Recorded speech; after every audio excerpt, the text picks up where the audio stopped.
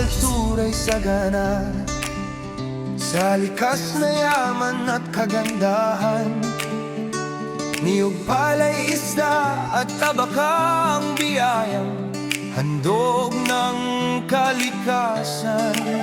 Masisipag na mamayanan, ang lakas ng bawat pamayanan.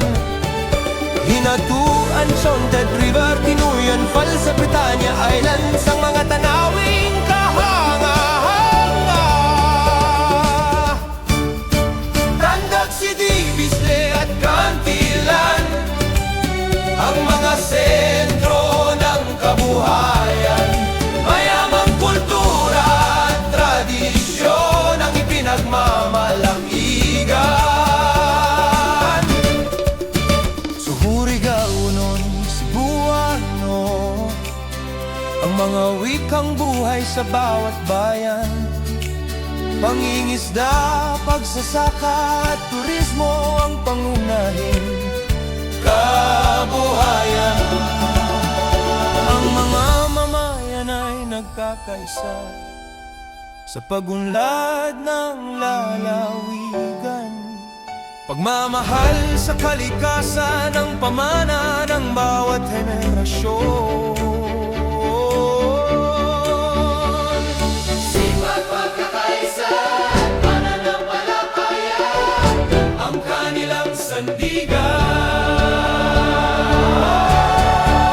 O Surigao del Sur, lupain ng mga hiwaga, sa bawat ilog at talon ay may ganda na kamangha-mangha. Sa bughaw mong dagat at luntiang kabundukan, ikaw ang ipinagmamalaking paraiso ng silangang Mindanao.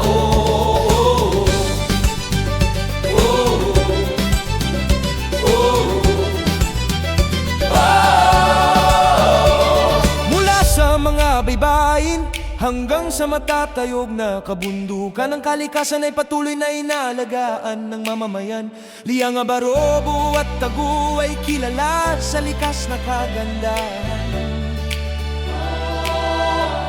Ang bawat ngiti ng mamamayan ay larawan ng kanilang kabutihan.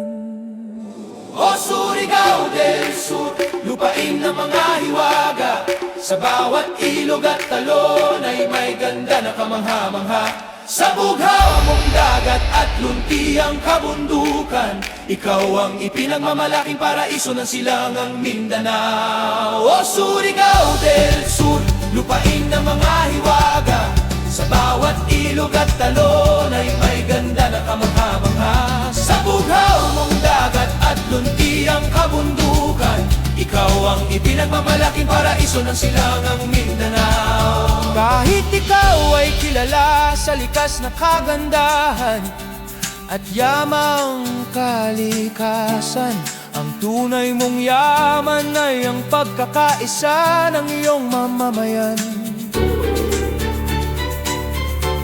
Ang pangalang Surigao del Sur ay patuloy na magniningning bilang lalawigang dinarayo at minamahal ng sambayanan. Sa lupang pinagpala ng ilog, talon at karagatan, likas na yaman mo'y habang panahong iingatan. Surigao del Sur, pangalang di malilimutan. Ikaw ang ipinagmamalaking yaman ng ating bayan. Surigao del Sur.